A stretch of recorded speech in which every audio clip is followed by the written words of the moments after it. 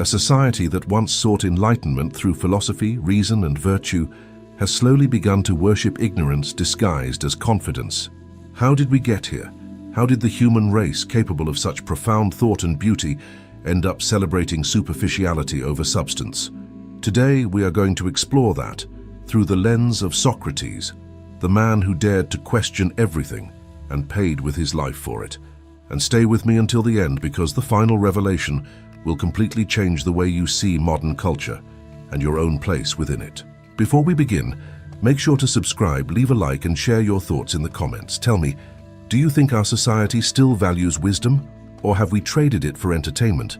Because what you'll discover today might not only challenge your opinions, it might shake the very foundation of how you understand human progress.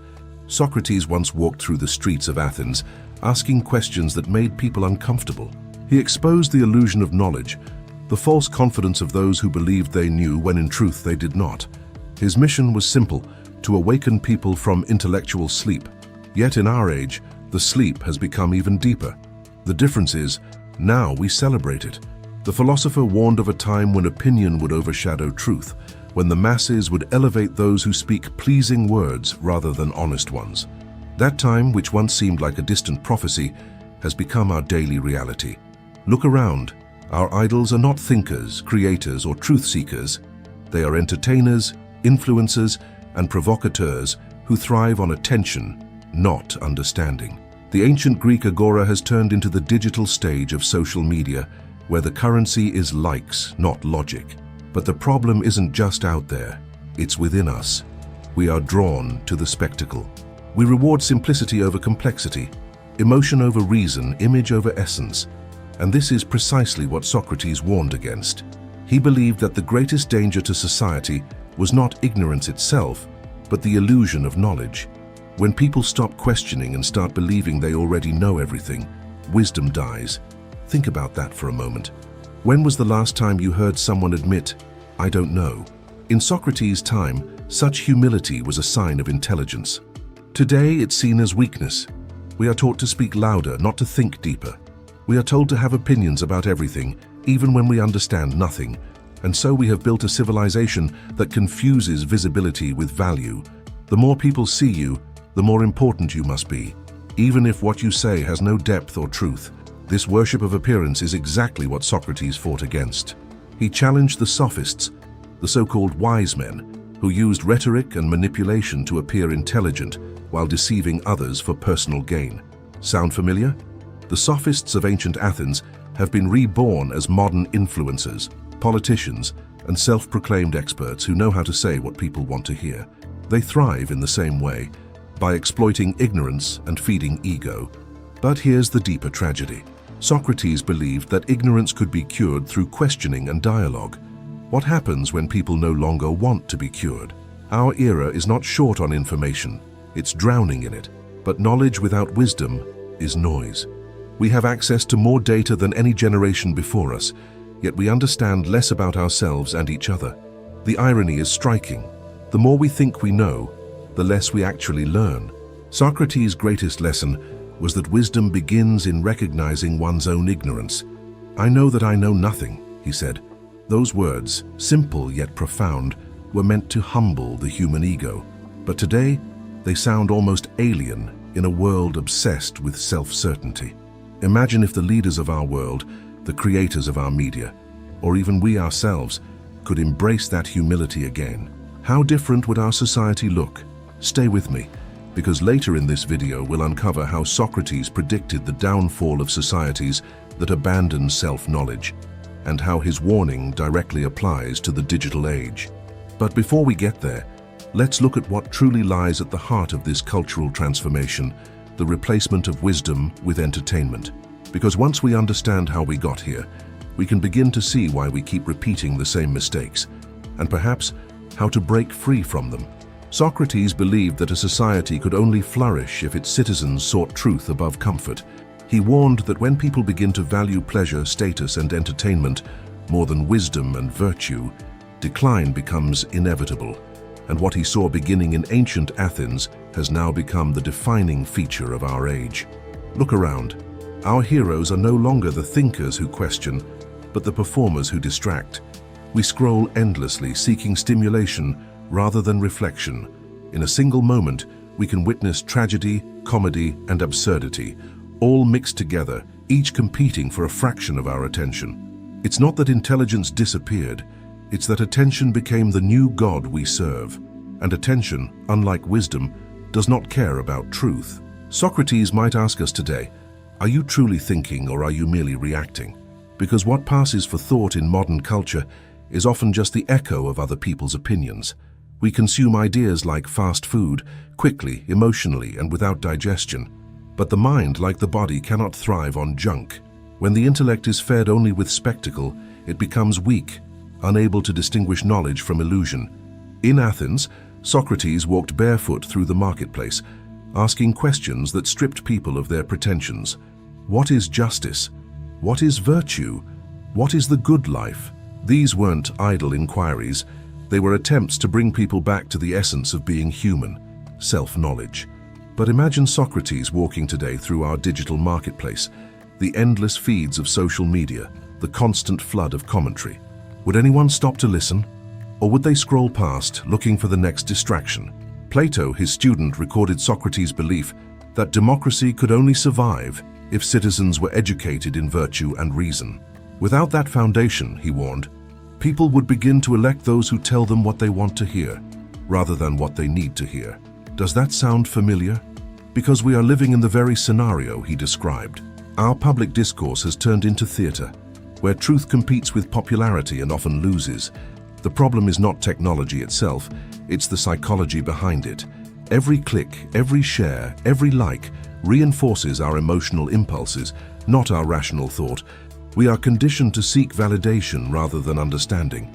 This is how the worship of ignorance begins, not as a conscious choice, but as a gradual surrender. When you stop questioning, you start following. When you follow without thought, you begin to worship. Socrates would have called this moral decay, the moment when society forgets the purpose of life is not to be entertained, but to become wise. Yet, this decay hides behind the illusion of progress. We have faster communication, smarter machines, and more comfort than any previous generation, and yet we are lonelier, more anxious, and more divided than ever before.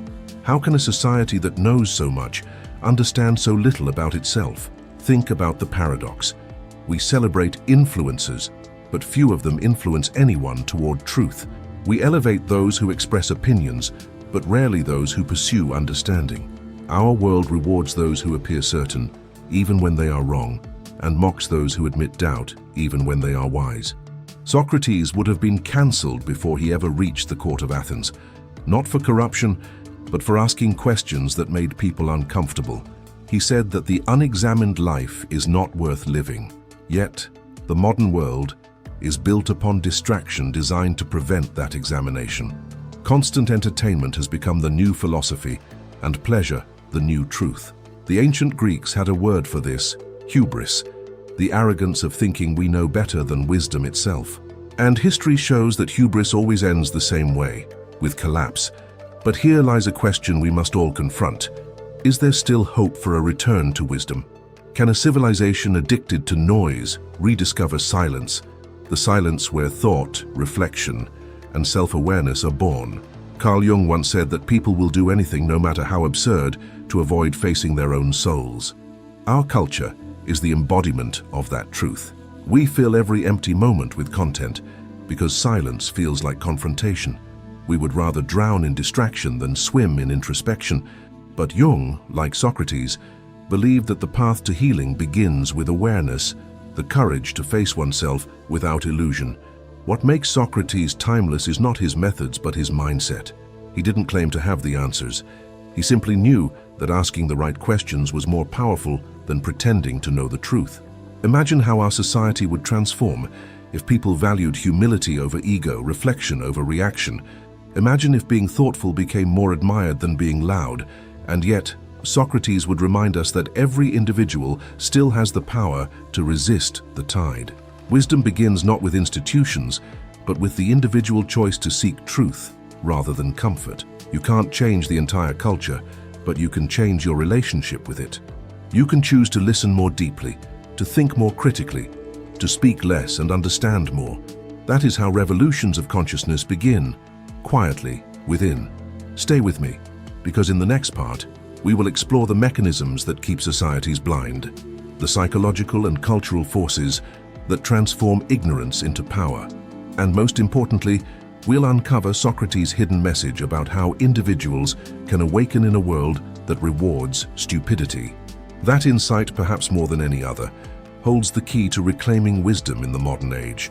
Socrates believed that ignorance was not simply the absence of knowledge, but a kind of moral blindness, a refusal to see.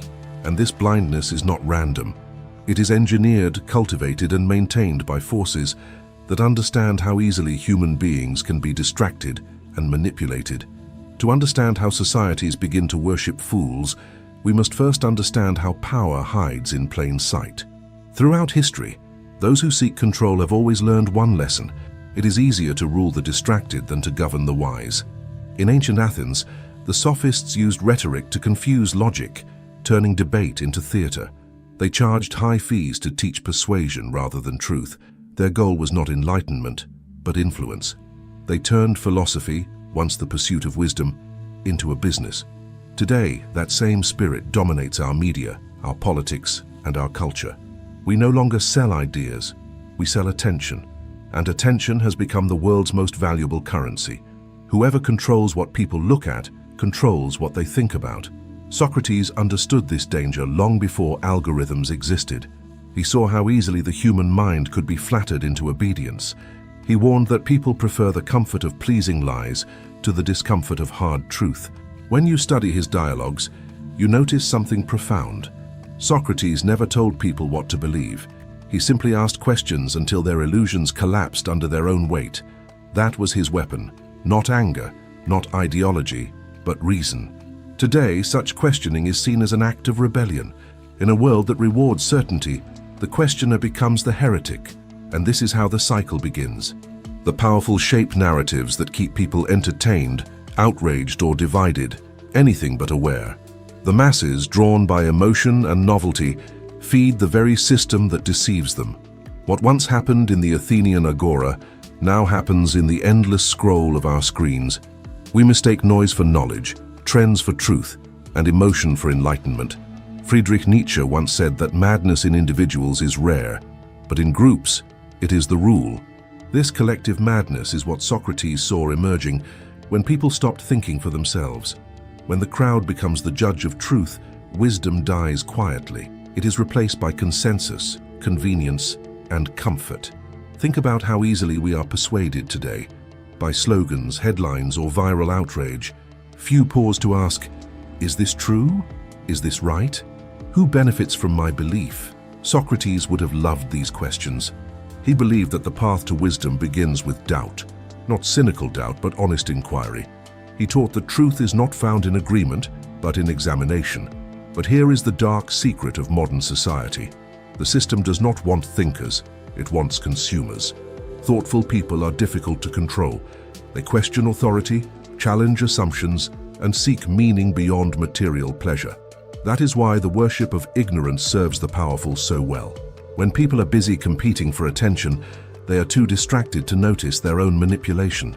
Socrates' method, the dialectic, was the antidote to this. He engaged in dialogue, not to win, but to awaken. Every question peeled back a layer of illusion. Imagine if that spirit returned to our schools, our conversations, our politics. Imagine a culture where disagreement was not a threat, but a pathway to understanding. Instead, we are trapped in echo chambers, surrounded only by voices that agree with us. Comfort has replaced curiosity. But perhaps the most tragic part of all this is that we confuse freedom with choice. We believe we are free because we can choose between endless options, brands, opinions, ideologies. Yet Socrates would ask, if you cannot control your own mind, are you truly free? Freedom, he taught, begins within, in mastery of thought and desire.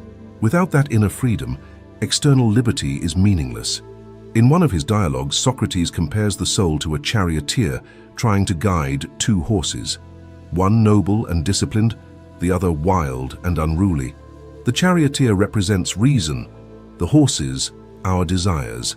If reason loses control, the soul is dragged into chaos. That metaphor perfectly describes our society. Our technology, our impulses, and our appetites have become the wild horses. We are pulled by speed, pleasure, and immediacy, but the charioteer reason has fallen asleep. Psychologist Erich Fromm once warned that modern humans risk becoming automata, beings who appear free but are inwardly empty, following commands disguised as desires. The illusion of choice replaces the pursuit of truth, and that illusion, more than anything, is what Socrates sought to destroy. So here is the question that every thinking person must face. Are we living or are we merely reacting? Are we shaping our minds or letting them be shaped for us? Because the moment we stop questioning, we start worshipping. And whoever we worship, whether an influencer, ideology, or false narrative, becomes our new god. Stay with me, because in the final part of this journey, we will uncover the most powerful lesson Socrates left for us, one that can awaken the modern mind from its sleep. We'll explore how wisdom can still be reborn in the age of noise, and how each of us can reclaim the inner power that society has taught us to surrender. The last truth is the most important one, and it may change how you see yourself and the world forever. Socrates taught that the greatest victory is not over others but over oneself. He understood that the decline of a society begins the moment individuals lose the courage to think independently. What we call the age of information is paradoxically an age of dependency. Dependency on opinion, validation, and authority. We are surrounded by noise yet starving for truth, and the deeper message of Socrates is that wisdom does not disappear from the world. It disappears from within us when we stop seeking it. The worship of fools begins when we stop respecting the inner voice of reason. It begins when we outsource our thinking to others, to trends, to headlines, to popular figures who promise certainty in exchange for surrender. Socrates refused to surrender his mind. Even when he stood before the Athenian court, accused of corrupting the youth, he refused to beg for mercy. He said, "I would rather die having spoken in my manner than speak in your manner and live." In that moment, he showed that integrity of thought is worth more than life itself. His death was not a tragedy. It was a message, a warning to all future civilizations. When a society kills its philosophers and celebrates its entertainers, its end is already written. And here we are, centuries later, applauding ignorance while crucifying thought. We have built temples of distraction where the altar is the screen, and the priesthood is composed of those who entertain the masses. But Socrates would not despair. He would remind us that every era of darkness is an invitation for awakening.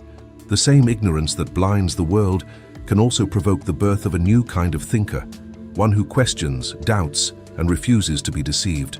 Wisdom has always been a rebellion, a quiet revolution that begins in the human soul. Ask yourself, do I live according to my own understanding or according to the noise that surrounds me? Do I seek truth or just validation? These questions are not comfortable, but they are the beginning of freedom. Because as long as you are afraid to confront your own ignorance, you remain a prisoner, not of society but of your own mind. Socrates believed that knowledge was not something to be possessed, but something to be lived. He called it arete, excellence of soul. To live with arete meant to align your thoughts, words, and actions with truth, even when it was inconvenient. In our time, that kind of integrity is revolutionary.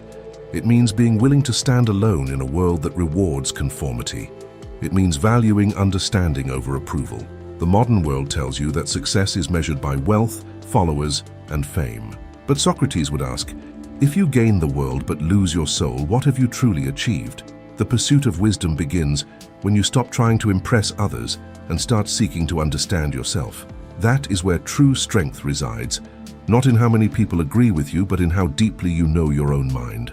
Carl Jung once wrote that the privilege of a lifetime is to become who you truly are. Socrates would agree. Self-knowledge is the path to liberation. When you begin to understand yourself, your fears, your desires, your illusions, you become immune to manipulation.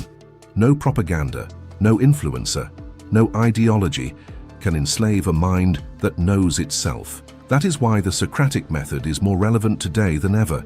It is the cure for a civilization addicted to appearances. But the question remains, can wisdom survive in a world that rewards ignorance? The answer is yes, but only if individuals choose to keep the flame alive within themselves. Every time you question instead of reacting, you light that flame. Every time you choose reflection over outrage, silence over noise, truth over convenience, you resist the culture of foolishness. You become, in a way, a modern disciple of Socrates. Remember, he never wanted followers, he wanted thinkers, people capable of facing the truth even when it hurt, because the truth does not enslave, it liberates. It strips away illusion and leaves only what is real. And while that may be uncomfortable, it is also the birthplace of wisdom, peace, and authenticity. So perhaps the antidote to our worship of fools is not anger or cynicism, but awakening, a quiet revolution of awareness, a return to the inner dialogue, the same dialogue Socrates began thousands of years ago. The moment you dare to ask yourself, what is true, you step outside the crowd and into your own light. And maybe that is what our society needs most, not another voice shouting into the void, but millions of silent thinkers awakening from their sleep. Because when enough minds begin to question, the illusion collapses. Truth, like light, does not fight darkness, it simply reveals it. So let the words of Socrates echo once more across the centuries. The only true wisdom is in knowing you know nothing. It is not a confession of weakness, but a declaration of freedom. It is the starting point of genuine intelligence, the humility that opens the door to understanding. If you've reached this point, it means you are not satisfied with the shallow answers of the modern world. You are part of the few who still seek meaning in an age of madness, and for that, Socrates would call you a philosopher, not one who loves debate, but one who loves truth. So before you leave this video, ask yourself one final question. Am I living awake or am I still asleep among the dreamers? The answer to that question could change everything. If this message resonated with you, share it. Let it reach others who might still be asleep, because wisdom spreads not by force but by inspiration. Subscribe, leave your thoughts in the comments, and remember, the journey to wisdom never ends. It only deepens. Because the true revolution, as Socrates taught, does not begin in the streets, it begins in the mind. Thanks for looking.